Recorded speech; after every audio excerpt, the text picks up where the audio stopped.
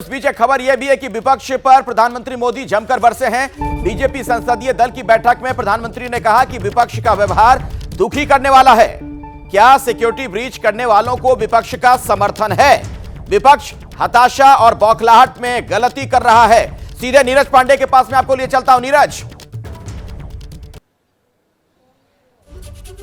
जी बिल्कुल, देखिए विपक्ष लगातार इस तरह के आरोप लगा रहा है, लेकिन सत्ता पक्ष का साफ कहना है कि दरअसल ये नियम के तहत हो रहा है और नियमता ही किया जा रहा है और आगे भी ये प्रक्रिया जारी रहेगी। ये एक संदेश भी है। देखिए मैं आपको बता दूं अखिलेश, दरअसल ये आने वाले समय में अगला जो होगा वो मिनी बजट सेशन होगा और उस समय अंतरिम बजट सरकार पेश कर रही होगी। उस समय बहुत सारे इस तरह की घटनाएं देखने को मिल सकती हैं। तो माना ये जा रहा है कि आने वाले समय के लिए ये एक लेसन दिया जा रहा है कि यदि ऐसी परंपरा रही कि आप सदन चलने ही ना दें, सदन में चर्चा करने की बजाय हंगामा करते रहें, तब तो ये सदन ऐसे ही मूक दर्शक बनी रहेगी, चलने ही नहीं पाएगी।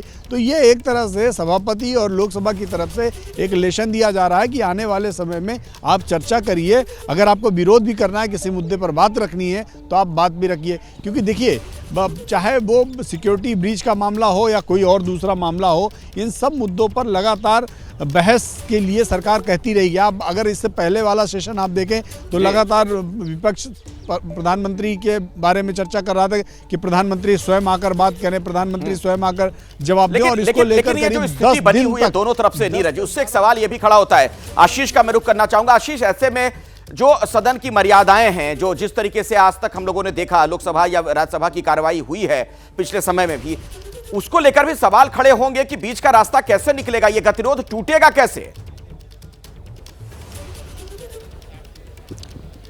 देखिए, मैं तो अपने पार्लियामेंट्री एक्सपीरियंस से यही कह सकता हूं अखिलेश कि अमूमन सरकार का ये काम होता है कि वो विपक्ष को आउटरीच करे, सिर्फ बयानबाजी नहीं, मिले, बात करें, बीच का रास्ता निकालें और सदन को चलाने की जिम्मेदारी जनरली ये माना जाता है कि सरकार के हाथ में होती है। लेकिन हम दोनों पक्षों के बीच में जो तल्खी का लेवल देख रहे हैं अखिलेश माफ कीजिएगा, उसमें इसकी गुंजाइश नजर नहीं आती।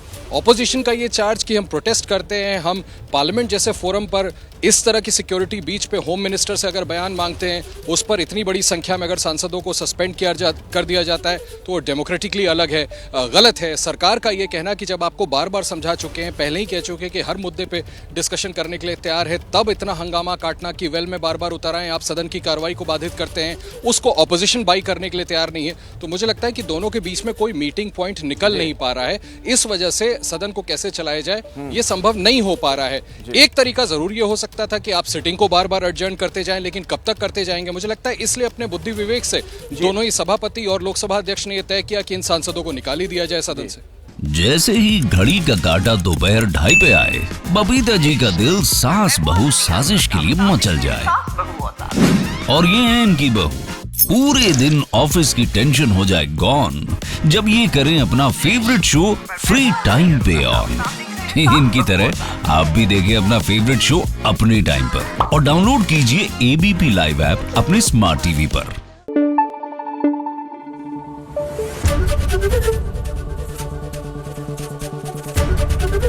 एबीपी न्यूज आपको रखे आगे।